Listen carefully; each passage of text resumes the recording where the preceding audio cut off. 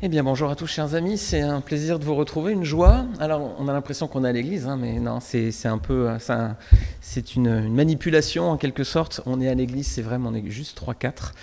Voilà, il y a les musiciens, il y a quelqu'un qui s'occupe de l'enregistrement, et puis voilà, on est juste en petit comité, mais on tenait à être dans la maison de Dieu pour enregistrer. Comme ça nous donnera à tous et à vous aussi l'impression d'être vraiment pendant le culte, comme si on était tous réunis ensemble dans la salle. Donc, ce sera peut-être plus profitable. Alors, on est réunis ensemble pour célébrer le Seigneur et on va commencer par une lecture dans la parole de Dieu. Ce sera le psaume numéro 146. Et si vous avez une Bible devant vous, je vous invite bien sûr à l'ouvrir et à suivre en même temps. Louez l'Éternel, loue l'Éternel mon âme. Je louerai l'Éternel tant que je vivrai. Je célébrerai mon Dieu tant que j'existerai. Ne placez pas votre confiance dans les grands, dans les hommes qui sont incapables de sauver. Leur souffle s'en va, ils retournent à la terre et leurs projets meurent avec eux. Heureux celui qui a pour secours le Dieu de Jacob, qui met son espoir en l'Éternel son Dieu. Il a fait le ciel et la terre, la mer et tout ce qui s'y trouve. Il protège éternellement la vérité. Il fait droit aux opprimés, il donne du pain aux affamés. L'Éternel délivre les prisonniers, l'Éternel ouvre les yeux des aveugles. L'Éternel redresse ceux qui sont courbés. L'Éternel aime les justes. L'Éternel protège les étrangers. Il soutient l'orphelin et la veuve, mais il fait dévier la voie des méchants. L'Éternel règne éternellement. Il est ton Dieu, Sion, de génération en génération. Louez l'Éternel. Alors ce sont des versets très encourageants et qui nous invitent à louer l'Éternel, à le reconnaître dans toutes choses. Eh bien on va le louer justement à présent. On va commencer par 2 chants. Le premier, ce sera « Je chanterai gloire ».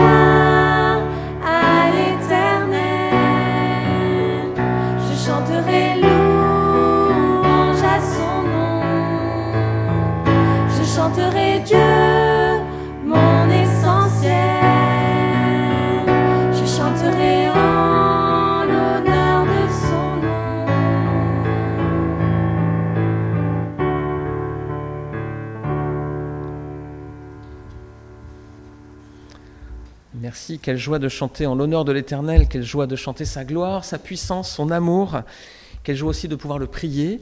Et c'est ce que nous allons faire à présent. Nous allons nous tourner juste un petit instant dans la prière pour remettre ce moment d'adoration, de culte, de louange à Dieu dans la prière. Seigneur, en effet, nous venons de rechanter quelle joie, quel privilège aussi de pouvoir chanter ta gloire, chanter ton nom. C'est à la fois une joie, parce que nos cœurs sont heureux, Seigneur, de savoir que nous t'appartenons à présent, de savoir aussi que le salut est toujours disponible pour ceux qui n'ont pas encore fait la paix avec toi, Seigneur.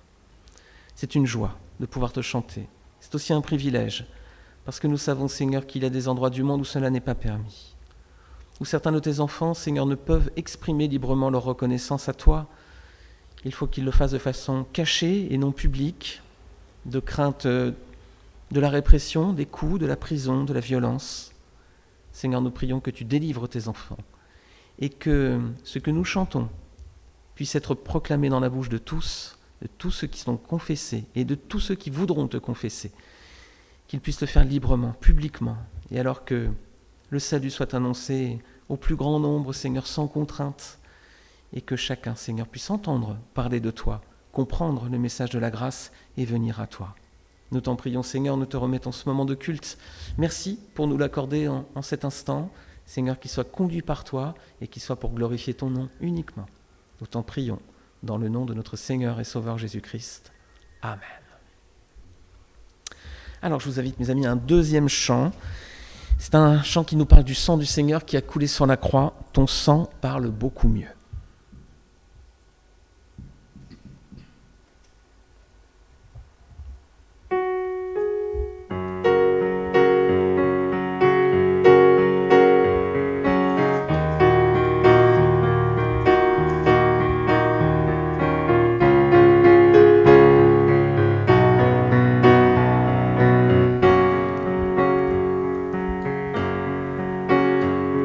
Ton sang parle beaucoup mieux que tous les vains discours entendus sur la terre. Il parle pour ma défense, proclame la justice. Jésus, c'est ton sang. La croix, témoin de ta grâce, montre le cœur du Père et nous ouvre la voie. Nous avançons, non par nos propres forces, mais seulement par ton sang. Comment être pardonné? Comment recevoir la vie? Seulement par le sang, seulement par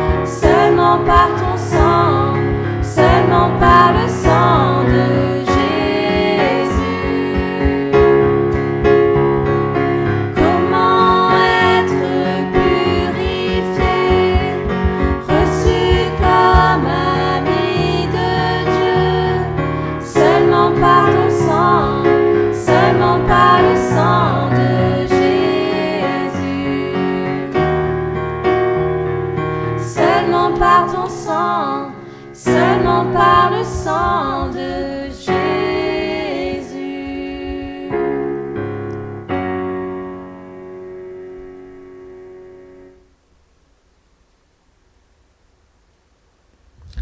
Comment être pardonné? Eh bien, par le sang de Jésus, tout est dit dans ce chant, hein, et puis on aura l'occasion de développer cet aspect dans la prédication dans quelques instants. Mais je voudrais auparavant vous donner quelques annonces. Alors si vous regardez ce message entre guillemets en direct, donc le dimanche 11 novembre 2020, aujourd'hui pour les membres de l'Assemblée, il y a l'Assemblée générale juste après pour les membres de notre Église. Donc c'est la raison pour laquelle ma présidence va être un petit peu plus courte que d'habitude aujourd'hui, pour vous laisser le temps de déjeuner après et puis de commencer notre Assemblée à 13h30.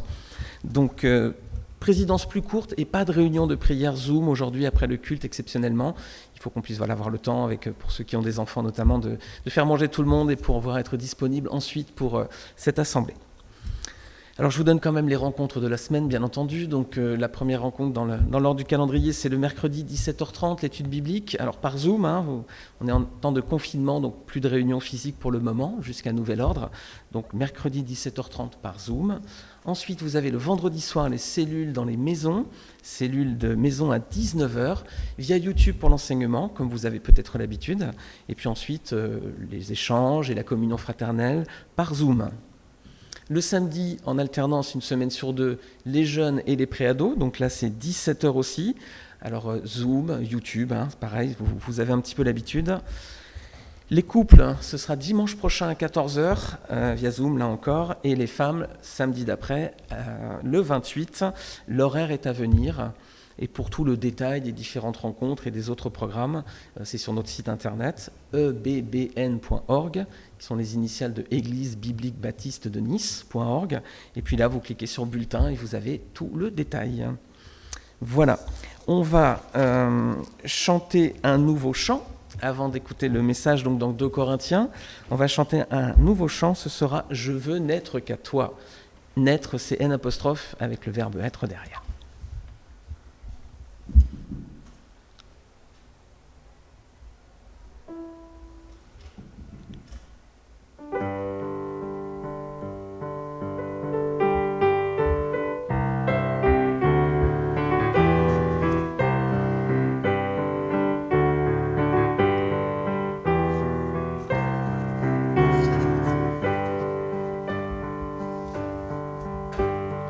Reçois de moi le parfum qui t'est dû, la beauté de ton nom en mon âme est perdue.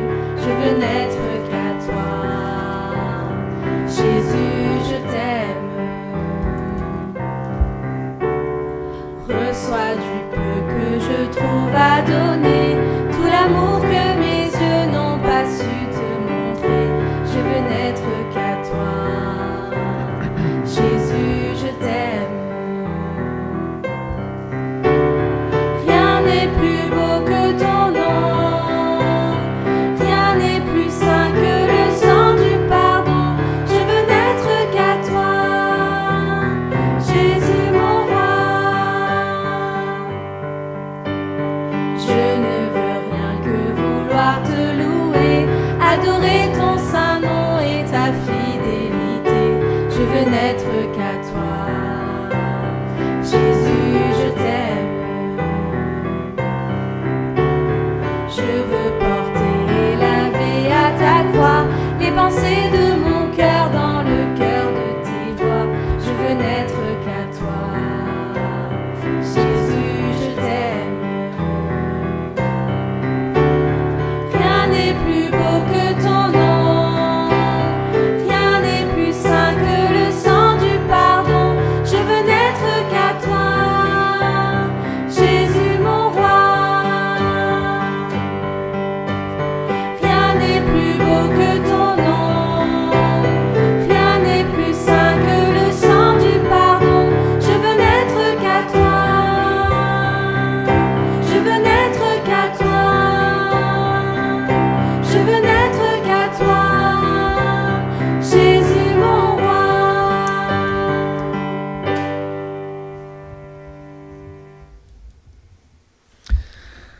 Alors on va ouvrir à présent la parole de Dieu, on va écouter la prédication. Donc on est toujours dans 2 Corinthiens.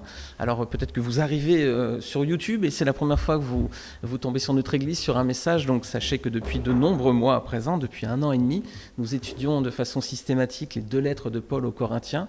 Donc on a commencé avec 1 Corinthien et puis on détaille verset par verset. On a fait toute la première lettre de Paul aux Corinthiens. On est en train de traiter la seconde lettre de Paul aux Corinthiens, même méthodologie. Premier verset du premier chapitre jusqu'au dernier verset du dernier chapitre, on détaille, on déroule, et on arrive sur la fin. Alors si vous êtes curieux de voir un petit peu tout ce qu'on a pu étudier dans le Corinthien, vous regardez dans les playlists, vous faites dimanche matin, vous allez récupérer les anciens messages. Ou sinon sur le site bbn.org, ils y sont également. On attaque, les amis, le dernier chapitre de la 2e lettre de Paul aux Corinthiens, donc on est vraiment dans la dernière ligne droite là, c'est le dernier sprint. On va regarder aujourd'hui le tout début du chapitre 13. Alors Paul, vous vous rappelez, il a pris soin de rappeler la sainte doctrine à ses lecteurs, mais aussi de leur apporter des enseignements nouveaux par rapport aux cas, aux problèmes qu'il y avait dans l'Église. À chaque fois, Paul rajoutait des enseignements.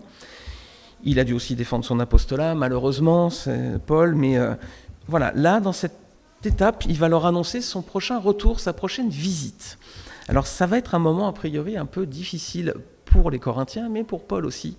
C'est ce qu'on va voir. Lisons les versets 1 à 4 de 2 Corinthiens, chapitre 13.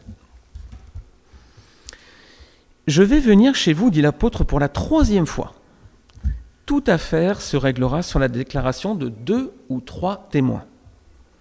Je l'ai déjà dit et je le répète, comme je l'ai fait lors de ma 2e visite, et aujourd'hui que je suis absent, je l'écris encore à ceux qui ont péché précédemment, et à tous les autres. Si je reviens chez vous, je ne ménagerai personne, puisque vous cherchez une preuve que Christ parle en moi. En effet, il n'est pas faible envers vous, mais il est puissant parmi vous. Oui, Christ a été crucifié à cause de sa faiblesse, mais il vit par la puissance de Dieu. Nous aussi, nous sommes faibles en lui, mais nous vivrons avec lui par la puissance de Dieu pour agir envers vous. Alors, on va déjà reprendre le premier verset. « Je vais chez vous pour la 3e fois, toute affaire se réglera sur la déclaration de 2 ou de 3 témoins. » Donc Paul est en train de leur dire « je reviens chez vous pour la 3e fois. » Il y a une visite qui est annoncée ici. Alors les fois précédentes, il y avait eu des opposants à Paul, lorsqu'il était présent, mais aussi en son absence. Il y a des groupes un petit peu, il y a des tensions dans l'Église. Puis depuis son départ, c'est très clair, il y a eu des mauvaises nouvelles, l'Assemblée n'est pas du tout en ordre de marche, ça ne se passe pas bien. Il y a du désordre, des problèmes doctrinaux, des faux prophètes, des faux apôtres, de l'immoralité sexuelle, de la débauche, etc., etc. Arrêtons là, c'est déjà trop. Alors Paul, il va devoir mettre de l'ordre et il prévient, toute affaire se réglera sur la base de 2 ou 3 témoins. Alors ça, c'est un principe qui a été donné par Dieu dans la loi, du temps de Moïse. Au peuple d'Israël, c'était un des principes qu'on retrouve dans Deutéronome 19, verset 15. Alors je vous invite à prendre une Bible, si vous n'en avez pas sur les genoux, allez dans votre bibliothèque, prenez une Bible et puis comme ça vous pourrez suivre en même temps avec les versets. Deutéronome 19, verset 15. Si vous n'avez pas de Bible, les versets sont projetés également. Un seul témoin ne suffira pas contre un homme pour constater un crime ou un péché, quel qu'il soit. Un fait ne pourra s'établir que sur la déposition de 2 ou 3 témoins. Voilà mes amis, le principe est posé, le cadre est là, et c'est un vrai principe de sagesse. Quelle sagesse mes amis, et on voit que ça vient de Dieu. Le principe c'est que personne ne peut accuser quelqu'un sans un autre témoin avec lui. Voilà, toujours sur la base d'au moins 2 ou 3 personnes. Le cas échéant, ce serait bien compliqué, ce serait ta parole contre la mienne. Voilà. La voix de quelqu'un contre la voix d'un autre. Comment savoir qui a raison finalement ? Ce serait relativement compliqué. On voit le principe de sagesse de Dieu qui s'impose ici. Et en effet, l'Éternel pose ici même les conditions même de l'égalité de droit entre les hommes et les femmes. C'est bien avant la Déclaration universelle des droits de l'homme, les 1792 et quelques de la Révolution française. Ici, on est dans la Bible, on est plusieurs milliers d'années avant cet épisode, et déjà Dieu pose des principes de l'égalité de droit entre les hommes et les femmes. Une voix, les amis, la voix de chacun compte. Il n'y a pas une voix plus forte qu'une autre, il n'y a pas un homme plus riche qui aurait plus de pouvoir qu'un autre. Non, c'est égalité entre tous. Donc, toute déposition doit se faire sur la base de 2 ou 3 témoins et jamais sur la base d'une seule déclaration. Pourquoi ? Sagesse de Dieu. Sinon, Seigneur, c'est très bien qu'on sera enclin à faire des différences, voire du favoritisme. Regardez ce que dira Paul à ce sujet à Timothée, dans 1 Timothée, chapitre 5, versets 19 à 21. 1 Timothée, chapitre 5, versets 19 à 21. Alors Paul, il donne à Timothée le cadre aussi pour la vie dans l'assemblée. Il lui dit « Ne reçois point d'accusation contre un ancien, si ce n'est sur la déposition de 2 ou 3 témoins. Ceux qui pêchent, reprends-les devant tous, afin que les autres aussi éprouvent de la crainte. Je te conjure devant Dieu, devant Jésus-Christ et devant les anges élus, d'observer ces choses sans prévention et de ne rien faire par faveur. » Voilà, les choses sont dites, les choses sont claires. Dans l'Église aussi, comme dans le monde, ce même principe d'égalité s'impose. Pourquoi ? Eh bien, c'est pour éviter les décisions qui seront prises avec des mauvaises intentions, par favoritisme parfois. Alors, c'est valable dans le monde, c'est valable dans l'Église aussi. Et Jésus également a confirmé ce principe. Regardez avec moi dans Matthieu 18, versets 15 à 17. Le Seigneur aussi en parle dans son enseignement. Regardez le principe. Si ton frère a péché, va et reprends-le entre toi et lui seul. S'il t'écoute, tu as gagné ton frère. Mais s'il ne t'écoute pas, prends avec toi 1 ou 2 personnes, afin que toute l'affaire se règle sur la déclaration de 2 ou 3 témoins. S'il refuse de les écouter, dis-le à l'Église. Et s'il refuse aussi d'écouter l'Église, qu'il soit pour toi comme un païen et un publicain. Alors on a le principe des règles de rapport entre les individus, mais aussi entre les chrétiens dans une église. C'est valable pour nous dans les assemblées, c'est valable pour le monde entier. Toute déclaration sur la base de 2 ou 3 témoins, pas une voix contre une autre. Et on a justement ce développement du Seigneur dans l'église aussi. Tout d'abord, s'il y a un problème entre un frère, une sœur, etc., traiter avec la personne le problème en direct, pas forcément raconter à tout le monde. Un problème peut d'abord se régler, c'est mieux, seul à seul avec la personne. Si le problème ne se règle pas, là il faut prendre, vous avez vu, 2 ou 3 témoins, voilà, ce sera encore sur la base d'1 ou 2 déclarations, pour retourner parler à cette personne, pour essayer de le convaincre. Ensuite, si ça ne fonctionne pas, il faudra en parler à l'assemblée, et si la personne refuse d'écouter, là encore, dans le cas le plus ultime, la personne est exclue, bien sûr. C'est 4 étapes simples, une procédure, un processus à suivre, à respecter selon le Seigneur pour régler les problèmes dans l'Église, mais on peut certainement aussi les appliquer dans notre vie, bien sûr, de tous les jours. Donc Dieu demande, les amis, aux hommes de suivre ce principe d'égalité afin d'éviter les fausses déclarations. Et c'est une façon aussi de respecter le 2e plus grand commandement, que vous connaissez certainement. Tu aimeras ton prochain comme toi-même. C'est une façon aussi de le respecter en évitant justement ces problèmes de comportement. Alors si ce principe ça s'impose dans nos relations entre les hommes, on voit c'est une façon aussi de régler la vie dans la société. Et aujourd'hui encore, vous avez dû voir l'actualité, il y a beaucoup de problèmes judiciaires, il y a des problèmes avec des personnes qui étaient à la tête de l'État, des ministres, etc., des personnes publiques, etc. On voit le principe de fausses déclarations qu'il y a pu y avoir, des gens qui reviennent sur un témoignage. Vous comprenez bien, voilà, on comprend bien rien qu'en regardant l'actualité que si on ne met pas en principe les règles que Dieu nous donne, on voit tout de suite le dérèglement et où on peut arriver. Alors ce principe, c'est pour régler la vie entre les hommes, mais c'est aussi, les amis, pour régler notre relation avec Dieu, plus de façon horizontale, mais cette fois-ci de façon verticale. Et c'est ce que nous dit le Seigneur dans Matthieu, justement, un petit peu plus loin, Matthieu 18, versets 19 à 20. C'est un principe horizontal entre les hommes, mais c'est aussi un principe vertical entre nous et Dieu. Voici ce que dit le Seigneur, Matthieu 18, versets 19 à 20. « Je vous dis encore que si 2 d'entre vous s'accordent sur la terre pour demander une chose quelconque, elle leur sera accordée par mon Père qui est dans les cieux. Car là où 2 ou 3 sont assemblés en mon nom, je suis au milieu d'eux. » Voilà, le Seigneur aime ça aussi. Dans son principe de concertation, il aime aussi que nous puissions nous unir, nous puissions nous rassembler, nous puissions prier ensemble, nous puissions nous concerter, nous puissions montrer que nous ne sommes qu'un, que nous sommes d'une seule voix, que nous sommes un seul cœur, Et ça, c'est le peuple de Dieu, les amis. Nous devrions tous, normalement, prier d'une même voix et d'un même cœur. Et c'est ça le principe. Christ dit, là où 2 ou 3 sont assemblés en mon nom, on retrouve le principe des témoins. Là, c'est le principe de ceux qui se présentent devant Dieu, qui ont une requête à faire, comme si nous étions devant un juge, peut-être. Et nous venons à 2 ou 3 et nous venons faire une requête. C'est le même principe horizontal, vertical, entre les hommes et avec Dieu. Voilà. C'est le principe même de l'Église, c'est le principe même de la vie entre les frères et sœurs. Nous sommes finalement, qu'est-ce que c'est une Église ? C'est une assemblée de saints. Alors pour le Seigneur, nous sommes saints. Quand on se regarde, c'est plus compliqué. Mais les chrétiens, ce sont ceux qui ont confessé le nom de Jésus-Christ authentiquement, qui ont reconnu le sacrifice de Christ sur la croix, qui est venu mourir pour leurs péchés, qui son sang a coulé, c'est ce qu'on a chanté tout à l'heure.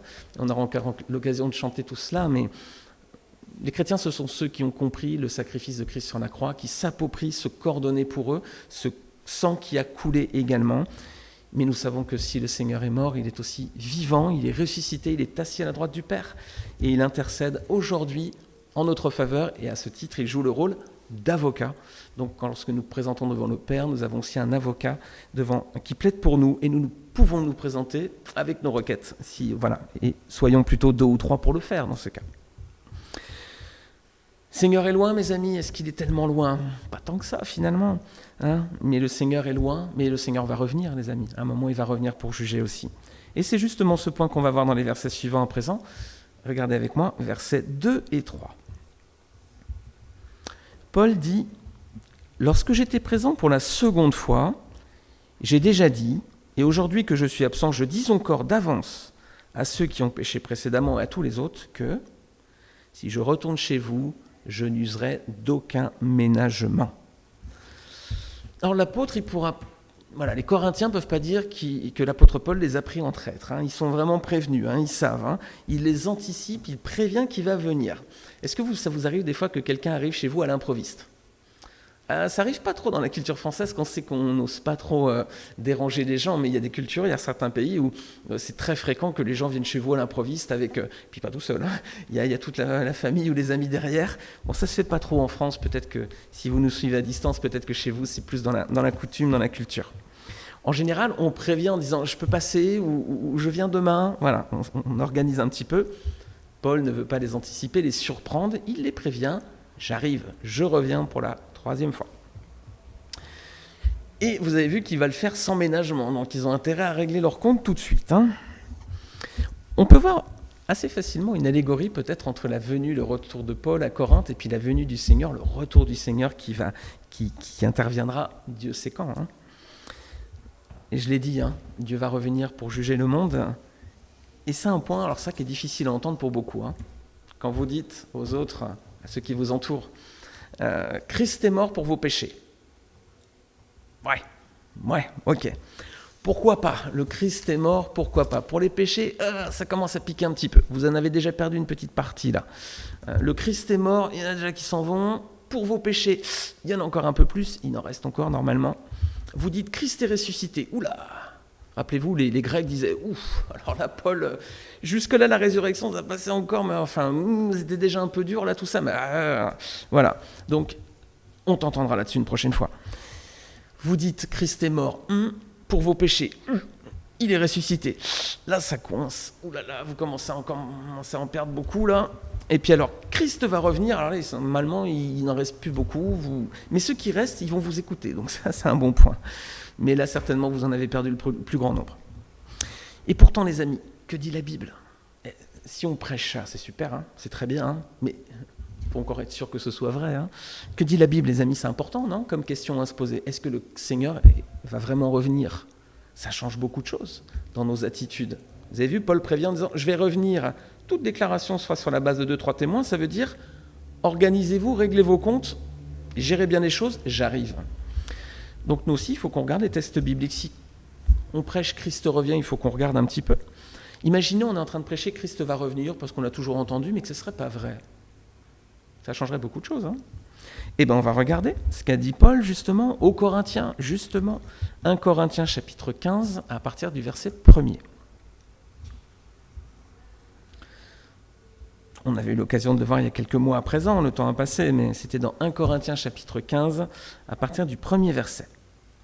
Paul disait « Je vous rappelle, frères, l'évangile que je vous ai annoncé, que vous avez reçu, dans lequel vous avez persévéré et par lequel vous êtes sauvés. » Vous voyez, il l'a annoncé, ils l'ont reçu, ils ont persévéré, ils sont sauvés. Si vous le retenez, maintenant il faut le retenir dans les termes où je vous l'ai annoncé, autrement vous auriez cru en vain. Je vous ai enseigné avant tout, comme je l'avais aussi reçu, que Christ est mort pour nos péchés selon les Écritures. Il a été enseveli et il est ressuscité le 3e jour selon les Écritures. Ensuite, on va avancer au verset 12. Or, si l'on prêche que Christ est ressuscité des morts, pourquoi quelques-uns parmi vous disent-ils qu'il n'y a pas de résurrection des morts ? S'il n'y a point de résurrection des morts, Christ non plus n'est pas ressuscité. Et si Christ n'est pas ressuscité, vous voyez, à chaque fois il y a un enchaînement, notre prédication est donc vaine et votre foi aussi est vaine. Il se trouve même que nous sommes des faux témoins à l'égard de Dieu, puisque nous avons témoigné contre Dieu qu'il a ressuscité Christ, tandis qu'il ne l'aurait pas ressuscité si les morts ne ressuscitent pas. Alors ici, il rappelle clairement l'évangile, Paul, c'est très clair, vous avez vu la progression à chaque fois. Christ est mort, Christ est ressuscité, voilà. Que dit la Bible si on ne croit pas cela ? C'est les versets suivants, verset 16. C'est quoi la conséquence finalement de tout ça ? Si on n'y croit pas, voilà. Paul dit, si les morts ne ressuscitent pas, Christ n'est pas non plus ressuscité. Si Christ n'est pas ressuscité, votre foi est vaine, vous êtes encore dans vos péchés, et par conséquent aussi, ceux qui sont morts en Christ sont perdus. Si c'est dans cette vie seulement que nous espérons en Christ, nous sommes les plus malheureux de tous les hommes. Car puisque la mort est venue par un homme, Adam, c'est aussi par un homme, Christ, qu'est venue la résurrection des morts. Et comme tous meurent en Adam, de même aussi, tous revivront en Christ, mais chacun en son rang. Christ comme prémisse, puis ceux qui appartiennent à Christ, lors de son avènement. Ensuite viendra la fin, quand il remettra le royaume à celui qui est Dieu et Père, après avoir réduit à l'impuissance toute domination, toute autorité et toute puissance. Donc on a vu les conséquences, on a vu un rappel de l'évangile. Qu'est-ce qui se passe si on ne croit pas cela ? Que tout s'écroule comme un château de cartes, ça ne tient plus. Et puis Paul, à la fin, ouvre une perspective en disant « Résurrection des morts, retour du Seigneur ». Voilà, résurrection des morts, lors de son avènement. Ensuite viendra la fin, quand il remettra le royaume à celui qui est Dieu et Père, etc. Donc Christ revient, les amis, la Bible ne l'a pas caché, et là je donne juste quelques versets, mais il y aurait tant d'autres versets, notamment dans l'Apocalypse. Le Seigneur revient, les amis, et le Seigneur l'a dit à l'avance. Paul ne l'a pas caché qu'il allait revenir aux Corinthiens, Christ ne nous l'a pas caché non plus, nous savons que le Seigneur revient. Le Seigneur est venu une première fois pour régler le problème du péché en mourant sur la croix. Est-ce que tous les gens ont cru à ce message ? Hélas non, les amis. Tout le monde n'a pas reconnu Christ comme le Messie et le Seigneur. Alors le péché, il continue sa marche tranquille dans la vie de beaucoup d'entre nous, dans la vie de beaucoup de personnes. Alors Christ va revenir. Christ revient à présent, c'est pour régler définitivement le problème du péché. Ce n'est pas un retour pour... Allez, on va encore rappeler, on va encore renseigner, puis Christ va repartir, et puis il va se passer quelques siècles, il va revenir encore une fois pour... Non, la prochaine fois qu'il revient, c'est pour régler définitivement le problème du péché, et ce coup-ci, ce sera terminé. Et c'est un petit peu ce qu'on retrouve avec Paul dans son annonce ce matin. Parce que la Bible prévient, Christ, lorsqu'il va revenir, les amis, il ne va pas ménager les hommes, il n'y aura pas de ménagement. Regardez, Sophonie, chapitre 1. On va voir que le jugement dernier va être un jour difficile, les amis, un jour de détresse et de destruction, un jour de jugement, ça va être redoutable. Sophonie 1er, versets 14 à 18. Sophonie, chapitre 1er, versets 14 à 18. Le grand jour de l'Éternel est proche. Il est proche. Il arrive en toute hâte. Le jour de l'Éternel fait entendre sa voix et le héros pousse des cris amers. Ce jour est un jour de fureur, un jour de détresse et d'angoisse, un jour de ravage et de destruction, un jour de ténèbres et d'obscurité, un jour de nuée et de brouillard, un jour où retentiront la trompette et les cris de guerre. contre les villes fortes et les tours élevées. Je mettrai les hommes dans la détresse, et ils marcheront comme des aveugles, parce qu'ils ont péché contre l'Éternel. Je répandrai leur sang comme de la poussière et leur chair comme de l'ordure. Ni leur argent ni leur or ne pourront les délivrer au jour de la fureur de l'Éternel. Par le feu de sa jalousie, tout le pays sera consumé, car il détruira soudain tous les habitants du pays. Ce sera un jour terrible, les amis, un jour de deuil, un jour terrible, redoutable. Hein. Et Dieu avertit les hommes d'avance. Hein. Dieu nous a prévenus. Alors, c'est pas agréable de prêcher ces choses. C'est pas les textes qu'on préfère annoncer, mais il faut les annoncer aussi parce que Dieu a annoncé son retour et a annoncé un jugement à venir. Alors, les amis, est-ce qu'on est prêts ? Sommes-nous prêts ? Est-ce qu'on est prêts au retour du Seigneur ? Est-ce que nous sommes en paix avec lui ? Est-ce qu'il y a des choses à régler dans notre vie ? Le Seigneur dit, il peut revenir à tout moment. Et c'est un moment où personne s'y attend. Est-ce que vous attendez au retour du Seigneur aujourd'hui ?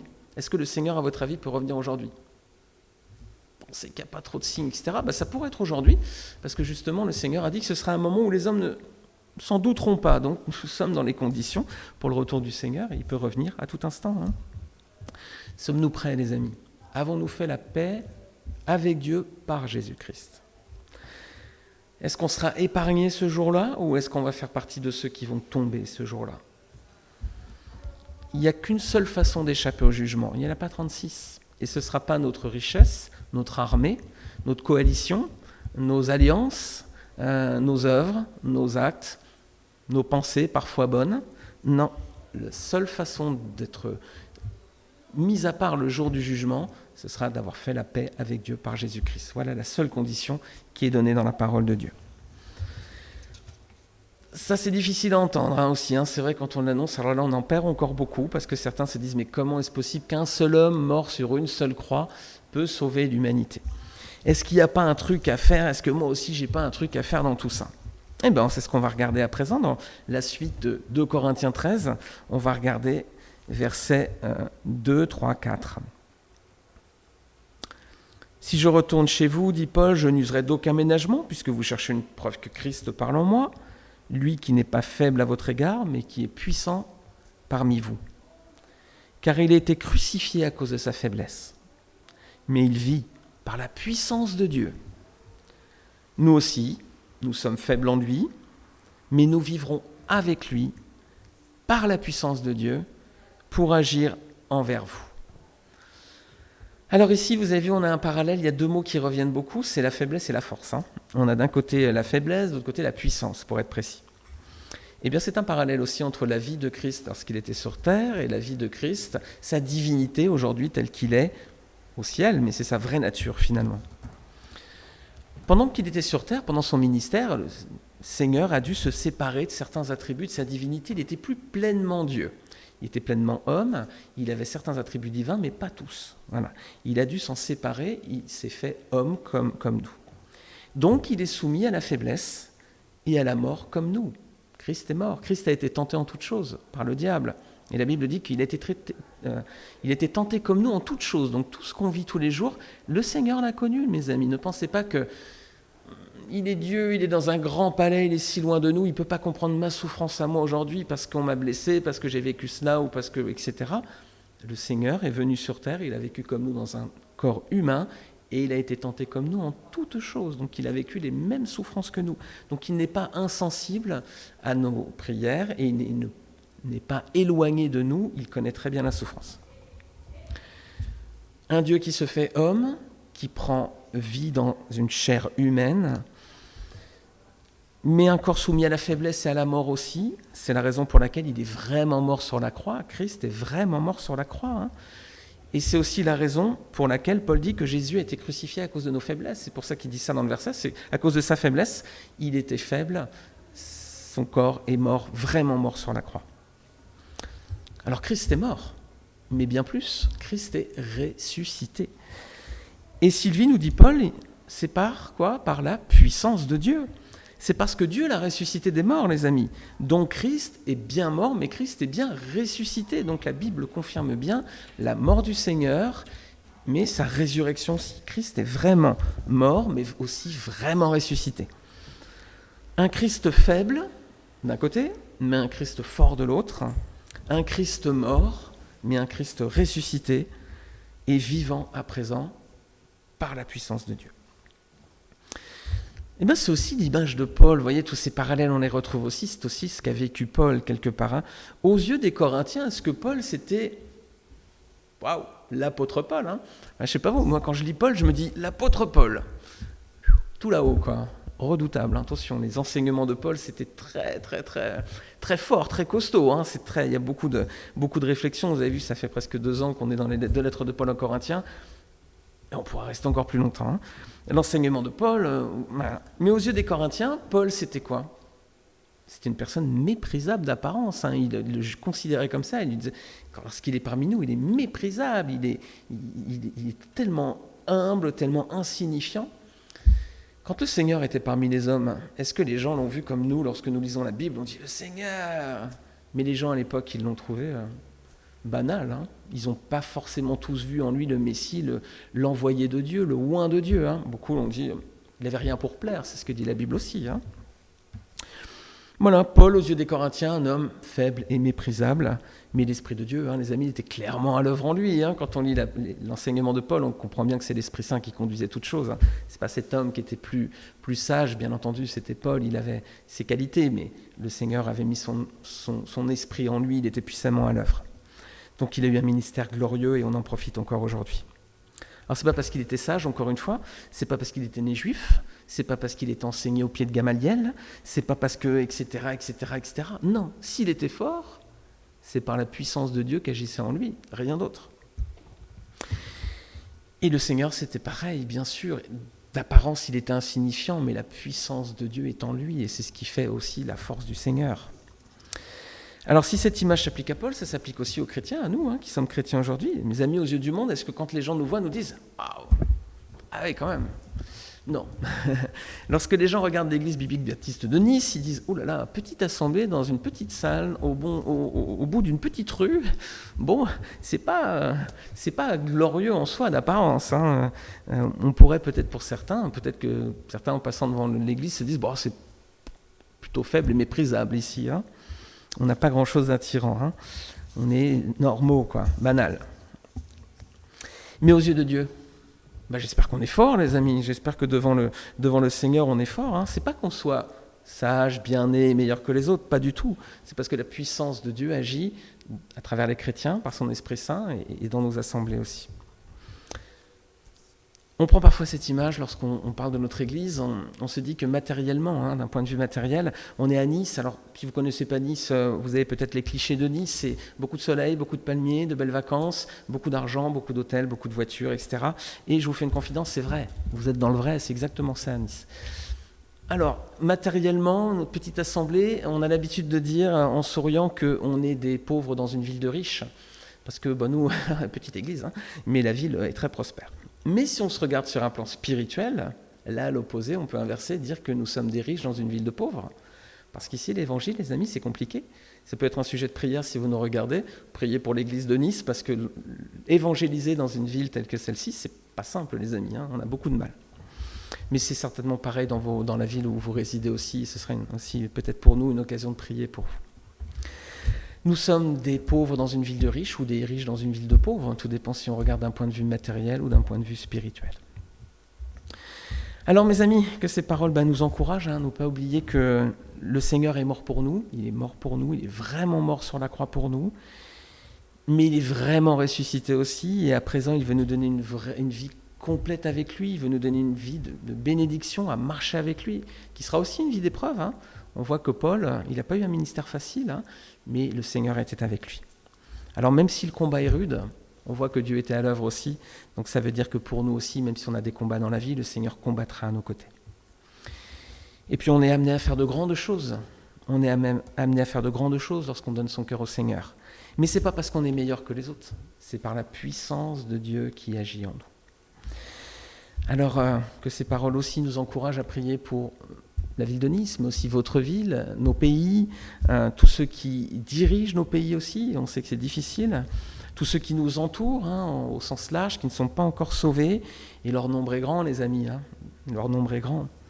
Alors ne nous lassons pas de prier pour qu'ils comprennent vraiment l'amour de Dieu, comment cet amour s'est manifesté aussi à leur égard par le sang de Christ sur la croix. Et j'aimerais conclure ce message par un passage dans Éphésiens, chapitre 1, versets 17 à 23. Alors c'est un rappel un petit peu de ce qu'on vient de voir concernant notre Seigneur et Sauveur Jésus-Christ, la divinité du Seigneur, la puissance de Dieu qui l'accompagnait, mais c'est aussi un encouragement pour nous à venir à Christ, à venir au Seigneur et à nous rappeler qu'il peut agir puissamment en nous. Éphésiens chapitre 1, versets 17 à 23. Je prie que le Dieu de notre Seigneur Jésus-Christ, le Père de gloire, vous donne un esprit de sagesse et de révélation qui vous le fasse connaître. Je prie qu'il illumine les yeux de votre cœur pour que vous sachiez quelle est l'espérance qui s'attache à son appel, quelle est la richesse de son glorieux héritage au milieu des saints, et quelle est l'infinie grandeur de sa puissance qui se manifeste avec efficacité par le pouvoir de sa force envers nous qui croyons. Cette puissance, il l'a déployée en Christ quand il l'a ressuscité et l'a fait asseoir à sa droite dans les lieux célestes. Au-dessus de toute domination, de toute autorité, de toute puissance, de toute souveraineté et de tout nom qui peut être nommé, non seulement dans le monde présent, mais encore dans le monde à venir. Il a tout mis sous ses pieds et il l'a donné pour chef suprême à l'Église qui est son corps, la plénitude de celui qui remplit tout en tous. Amen, les amis. Le Seigneur revient, les amis, il revient pour régner. Alors n'attendons pas si nous n'avons pas encore fait la paix avec lui. Faisons la paix avant son retour. Vous avez vu, ce sera un jour redoutable, un jour de jugement. Faites la paix avec Dieu avant que le Seigneur revienne pour ne pas tomber ce jour-là. Et si vous êtes déjà au Seigneur, encouragez-vous avec le retour du Seigneur. Le Seigneur revient, les amis, vient aussi prendre ceux qui lui appartiennent. Le Seigneur va garder les siens. Mais en attendant, faisons peut-être comme les Corinthiens. Paul les avertit, je reviens bientôt, je ne vais pas avoir de ménagement. Il y a peut-être des choses à régler dans nos vies, les amis. Le Seigneur, on sait, va revenir, il va garder les siens. Mais si le Maître revient, il ne faudrait pas qu'on ait à rougir et qu'il nous dise « Qu'étais-tu en train de vivre en ce moment ?» Alors, avant son retour, faisons comme les Corinthiens, j'espère qu'ils l'ont fait lorsque Paul leur a écrit cette lettre, mettons de l'ordre dans nos vies aussi, éloignons de nous tout péché, toute souillure, toute tentation, tout ce qui peut être mauvais dans nos vies. Et en général, on le sait, si on lit sa Bible, on sait bien ce qui est mauvais. Faisons du nettoyage, faisons du rangement, faisons de l'ordre. Le Seigneur revient, les amis. Je vais prier pour conclure. Seigneur, oui, nous venons de le redire, tu es vraiment mort sur la croix. À cause de ta faiblesse, Seigneur, parce que tu étais dans le corps d'un homme, tu as été mis à mort sur la croix, tu étais dans une chair corruptible. Mais Seigneur, tu es aussi vivant parce que tu étais pleinement homme, mais aussi pleinement Dieu, et Dieu t'a ressuscité des morts et à présent tu es vivant, Seigneur. Alors tu es vraiment mort, tu es vraiment vivant, mais tu vas aussi vraiment revenir. Tu vas revenir, Seigneur, pour juger le monde.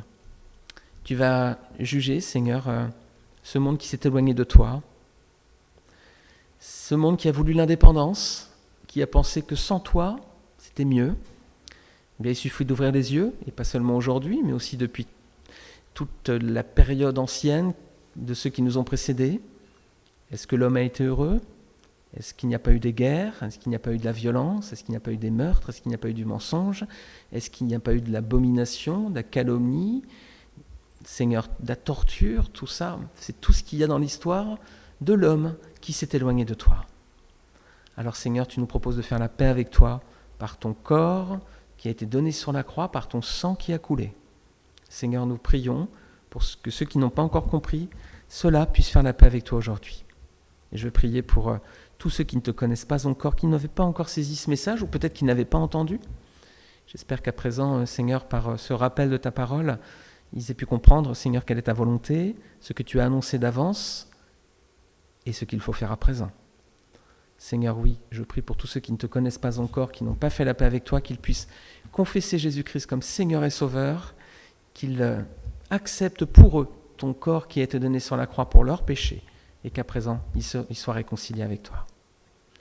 Je veux prier aussi pour ceux qui t'appartiennent, mais qui sont encore dans les difficultés, Seigneur, dans la tentation, le péché, dans les erreurs, Seigneur.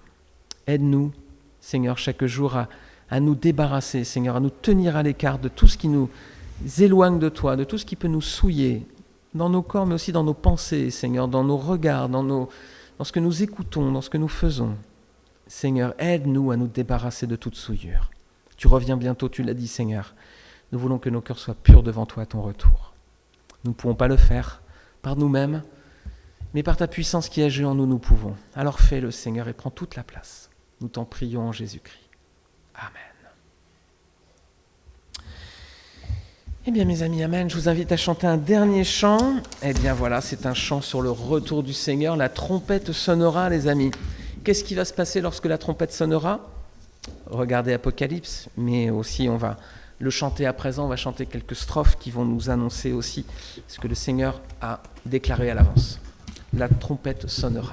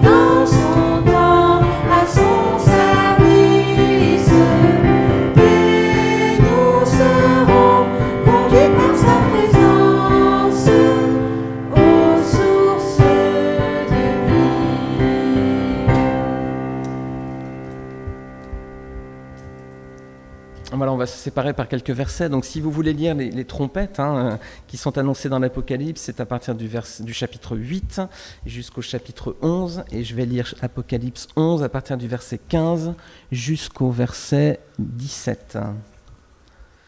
Le 7e ange sonna de la trompette, et des voix fortes retentirent dans le ciel. Elle disait : « Le royaume du monde est remis à notre Seigneur et à son Messie, et il régnera au siècle des siècles. » Les 24 anciens qui étaient assis devant Dieu sur leur trône se prosternèrent, visage contre terre, et ils adorèrent Dieu en disant : « Nous te remercions, Seigneur Dieu Tout-Puissant, toi qui es et qui étais, parce que tu as exercé ta grande puissance et établi ton règne. » Voilà. En attendant le retour du Seigneur, mes amis, que Dieu vous garde.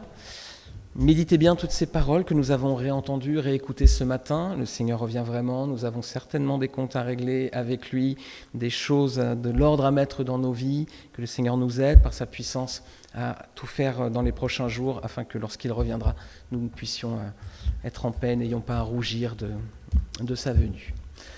Que le Seigneur vous garde et à très bientôt.